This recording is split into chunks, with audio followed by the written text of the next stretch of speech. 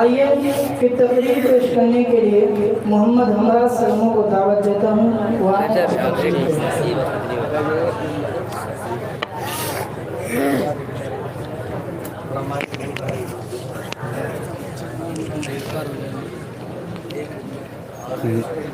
یہ بھائی چھوٹی کرنا، ہاں ہاں چھوٹی،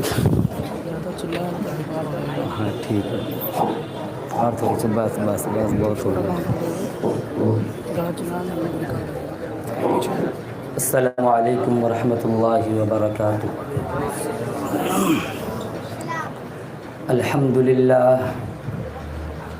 للہ وحدہ والصلاة والسلام علی من لا نبی بعدہ، ونشهد أن لا إله إلا الله وحده لا شريك له ولا نظير له ولا وزير له ولا مشير له ولا معين له، لا مثل له ولا مثال له، لا والد له ولا ولد له، أزلي أبدي أحدي صمدي فردي فريدي، لا أول له ولا آخر له، لا ظاهر له ولا باطن له، ثم نشهد أن لا إله إلا الله وحده لا شريك له، ونشهد أن سيدنا وسندنا سيد ساداتنا سيد عباداتنا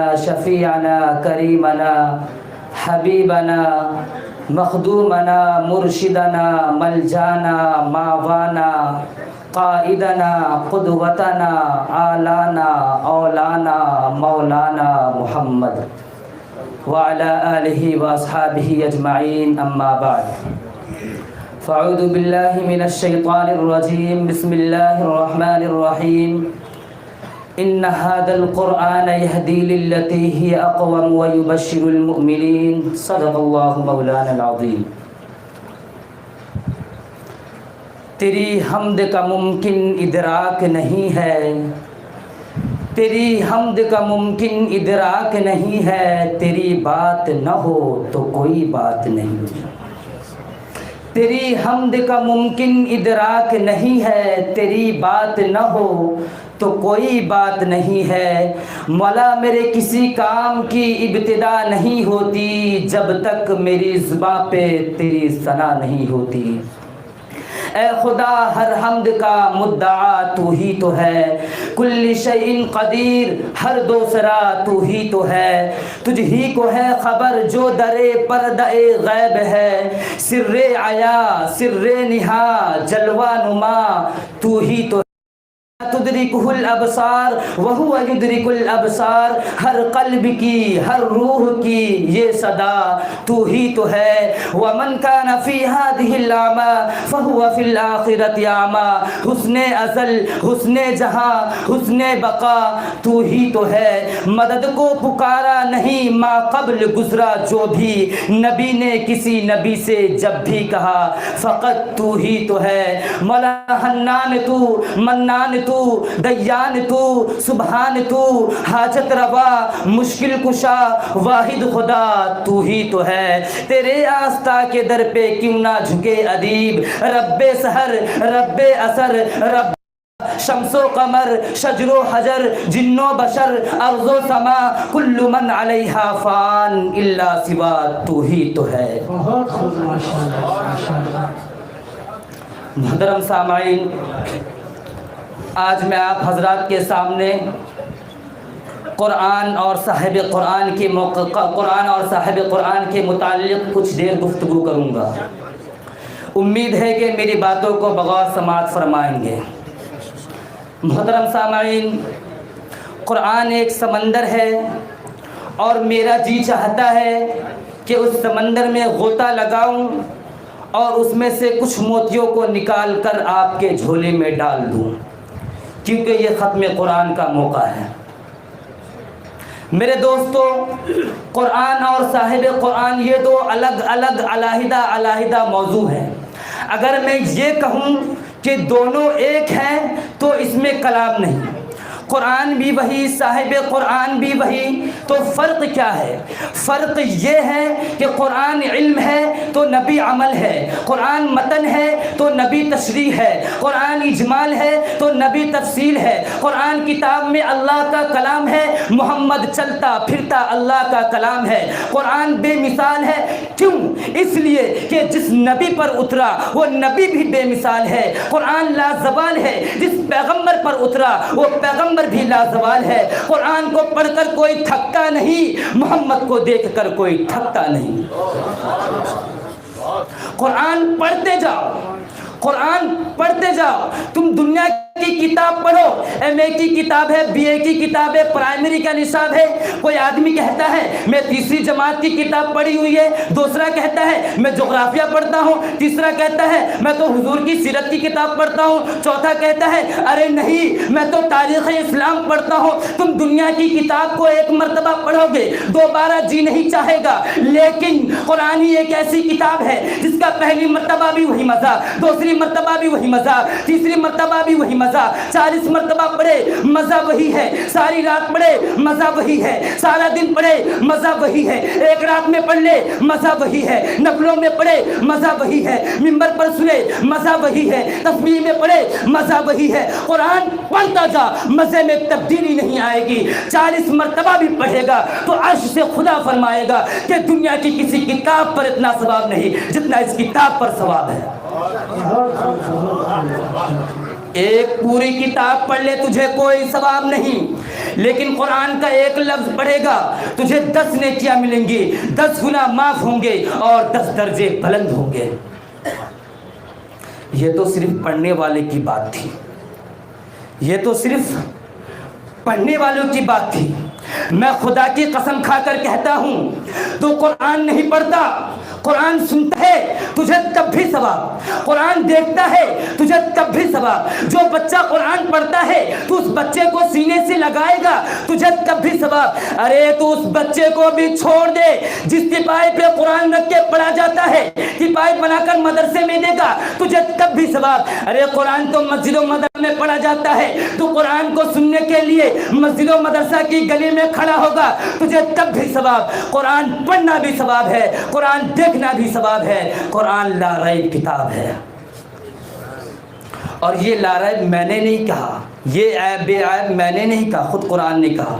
اے لوگوں مجھے پڑھتے تو ہو، بتاؤ میں کون ہوں؟ میرا تعارف پوچھنے سے پہلے پوچھو کہ میری حیثیت کیا ہے۔ کہیں ایسا نہ ہو کہ پورا قرآن پڑھ لو، بعد میں پتہ چلے اس کے تو کچھ حصے بدل دیے گئے تھے، بعد میں پتہ چلے اس کا تو سارا حصہ بدل دیا گیا تھا، بعد میں پتہ چلے اس کے تو شرابیوں نے لکھا تھا۔ اس لیے 114 سورتوں میں جو سب سے پہلی سورت ہے، جو سب سے پہلا لفظ ہے الف لام میم، پڑھنے کے بعد قرآن اپنی حیثیت کو متعین کرتا ہے تاکہ پہلے اس کو پڑھ پھر آگے چل، تاکہ شک باقی نہ رہے۔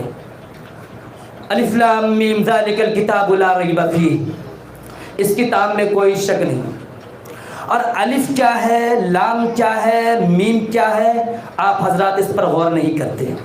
الف سے اللہ نے فرمایا میں بھیج رہا ہوں، لام سے جبریل نے کہا میں لا رہا ہوں، میم سے محمد صلی اللہ علیہ وسلم فرماتے ہیں میرے سینے پہ اترا ہے۔ الف لام میم، الف سے اللہ، لام سے جبریل، میم سے محمد۔ الف لام میم کوڈ ورڈ، شارٹ ہیپنڈ۔ خدا نے کوڈ ورڈ اپنی کتاب کے پہلے صفحے پر کیوں لکھا؟ اس لیے لکھا کہ راوی کا بھی پتہ چل جائے، بھیجنے والے کا بھی پتہ چل جائے، جس کے پاس بھیجا گیا اس کا بھی پتہ چل جائے، تاکہ شک باقی نہ رہے۔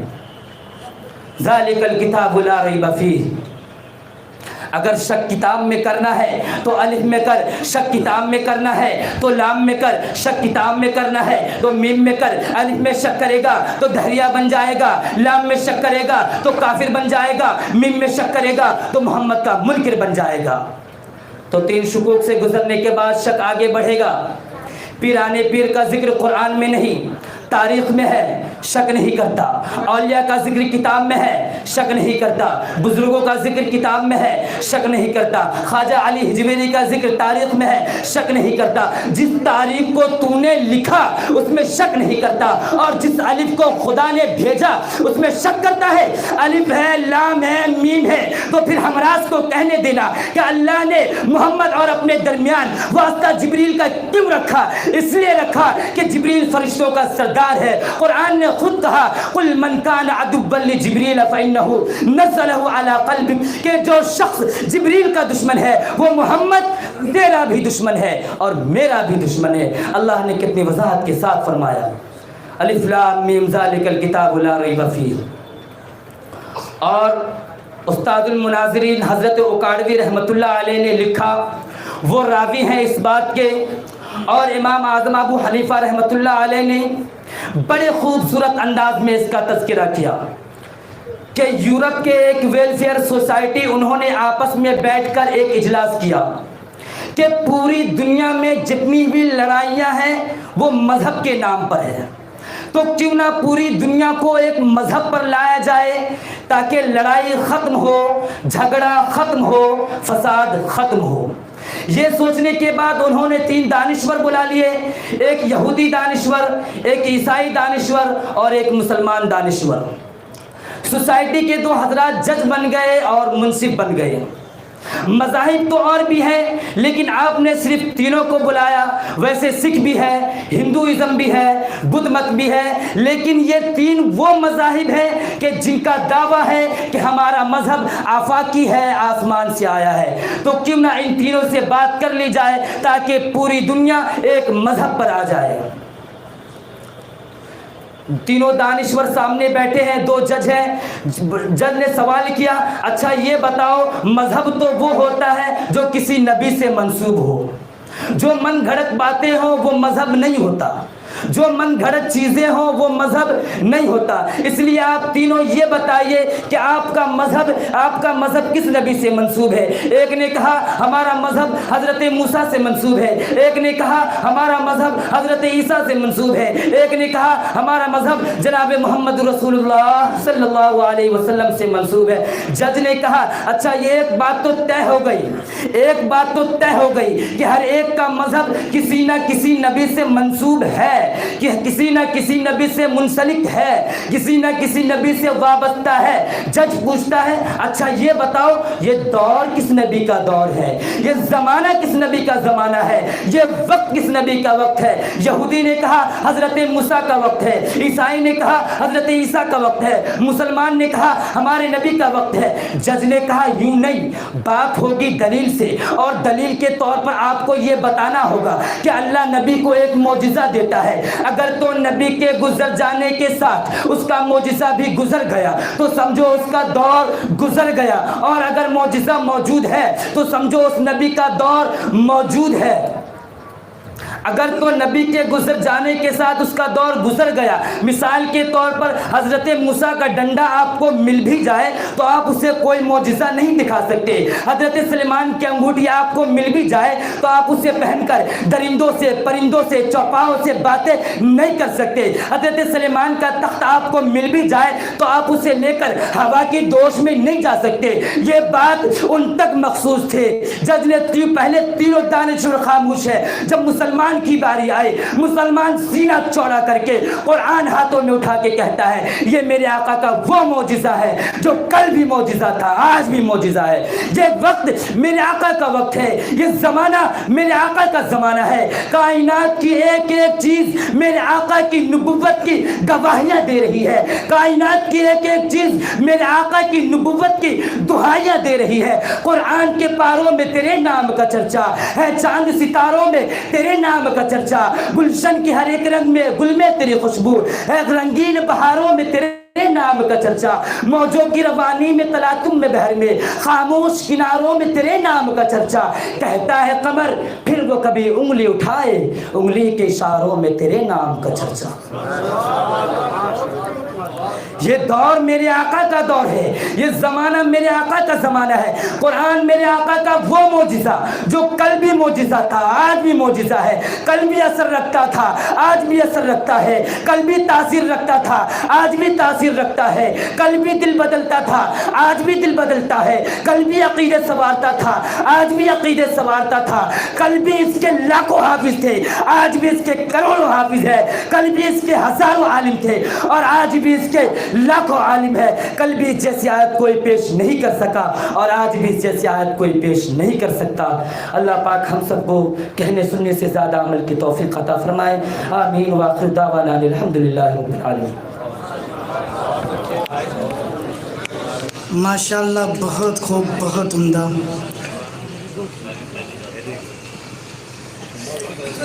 دوستو، آپ کو یہ بتا کر بڑی ہی خوشی اور مسرت ہو رہی ہے کہ آپ کا اپنا محبوب اور چہیتا مدرسہ دارالعلوم امدادیہ اپنے مقصد میں بہت حد تک کامیاب ہے الحمدللہ، جس کا مشاہدہ آپ نے صبح سے اب تک بچوں کے پروگرام کی شکل میں دیکھا۔ تمام طلباء نے بہت ہی عمدہ تقریر و خطابت اور عمدہ طرز و ترنم میں نعت و منقبت پیش کی۔